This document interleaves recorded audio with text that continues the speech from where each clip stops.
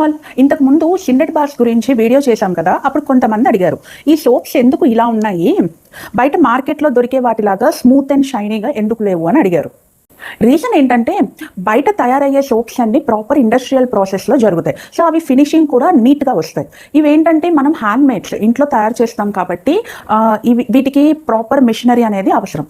So అంత finishing అనేది నీట్గా రాదు. కానీ దాని క్వాలిటీ పరంగా కానీ క్లెన్జింగ్ ప్రాపర్టీస్లో కానీ ఎలాంటి లోటు అయితే ఉండదు. ఈ షిండెడ్ బార్స్ అనేవి మీ అందరికీ తెలుసు. వాటిని షిండెడ్ బార్ అంటారని మీకు తెలియదు. ఏంటనుకుంటున్నారా?